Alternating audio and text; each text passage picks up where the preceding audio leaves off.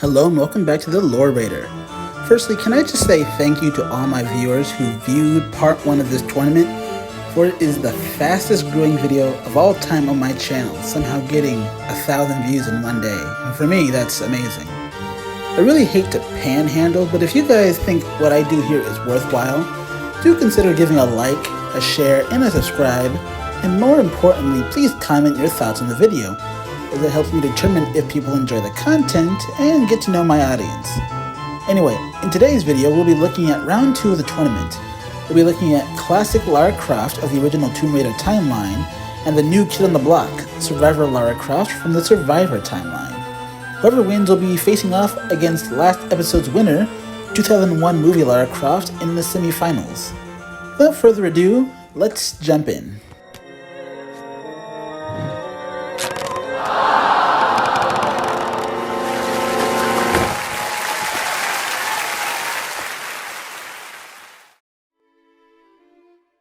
Lady Lara Croft, daughter of Lord Henchingley Croft and Lady Croft, was born February 14, 1968. This Lara, whom I refer as Classic Lara, has been on a myriad of adventures in her lifetime, at least 13 in total between all of her video games, her expansions, and her book series, making her one of the most experienced Crofts in this tournament. And her adventures were anything but mundane, from stopping a mad Italian cult leader who wants to become a literal dragon, to fighting off the biblical Nephilim and the Angel of Darkness, and much more. To reflect this, classical Lara is certainly no pushover physically. Standing 5'9" inches, this Lara was more than capable of pushing around the limestone blocks from the pyramids of Egypt, each weighing in between 40 and 150 tons. And other feats of strength and power include killing a dragon, defeating Natla, an Atlantean queen who survived this bottomless fall, and survived a nuclear bomb blowing up on top of her, killing multiple dinosaurs including a T-Rex, and even survived this massive drop down a cliff into water with no damage. A drop this high kills people.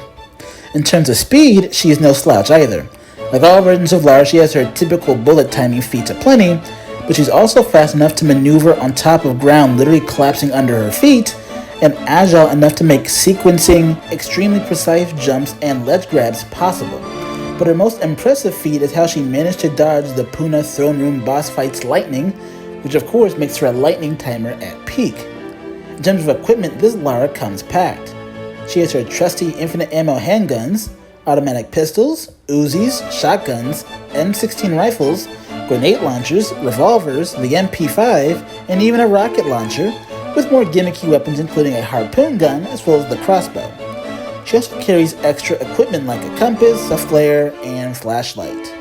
Intelligent, experienced, powerful, and well supplied, it is no surprise Classic Lara is a frontrunner in this race.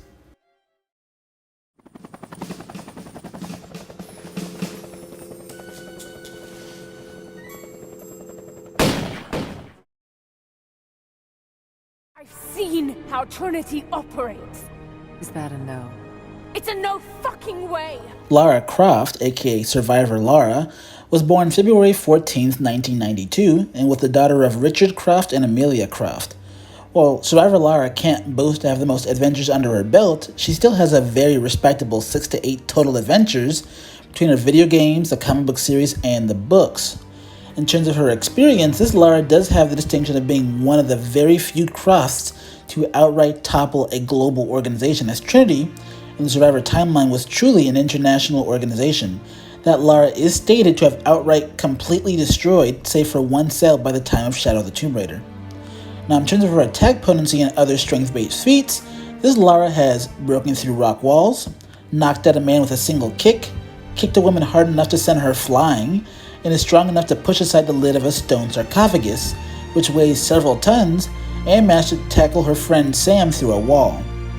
In terms of her weapons, Lara has dealt with giant bears, wolves, humans, both unarmed and covered in armor, and I think most notably managed to defeat Constantine in Rise of the Tomb Raider, who is strong enough to tank several of her attacks, and Lara beat him with just an ice axe while he had an actual gun.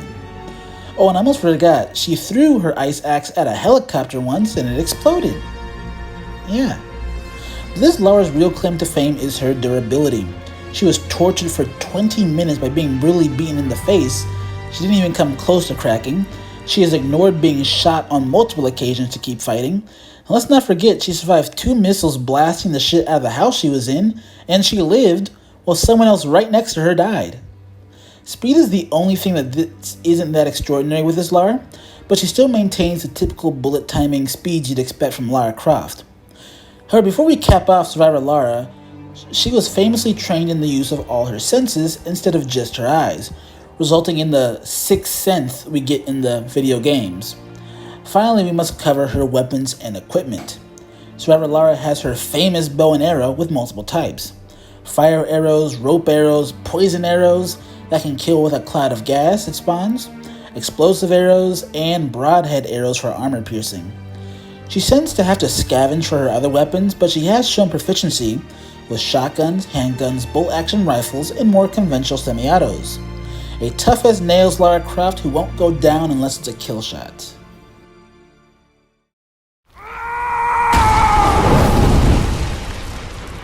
Burn in hell. Now the verdict. A match between these two has a lot of canceling out. Both have strong advantages over the other, and both have answers to much of what the other brings to the table.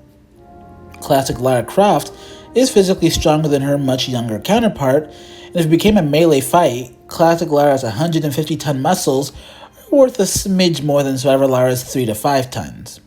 But on the other hand, Survivor Lara has her sixth sense acting as a built-in GPS, meaning she has the positional advantage, especially if the fight becomes a cat-and-mouse game. While Survivor Lara definitely excels at the stealthy approach, Classic Lara can definitely contend. She has escaped Area 51 after all, but while Classic Lara excels at the more frontal assault style, clearly Survivor Lara, who destroyed all of Trinity, can contend on that area as well.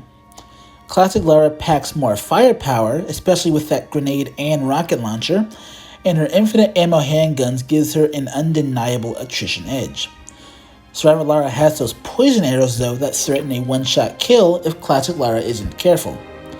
Classic Lara can kill dragons, Bigfoot, the weird spider monster guy, and actually not immediately die against the god Set. Absolutely has the experience, skill, and raw firepower to kill Survivor Lara.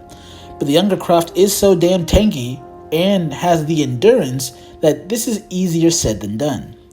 Ultimately, I have to look at where the advantages and disadvantages lie. Classic Lara has more advantages and less disadvantages. She has dealt with stronger opponents, she has more weapons, she has the attrition edge, she's more acrobatic, and being a lightning timer, she's actually far faster than her opponent. And I'm more impressed with her killing Natla, who can tank a nuke, than I am with Survivor Lara surviving 2 missiles. I still have to stress, 3 in 10 of these matchups will result in Survivor Lara winning. Her sixth sense positional advantage, combined with her one-shot poison arrows, means she can score a stealthy instant kill that can help mitigate her speed disadvantage. But otherwise, she is outgunned, outskilled, and simply outright weaker than her competition. I declare Classic Lara Croft, the original, the winner. Don't you think you've seen enough?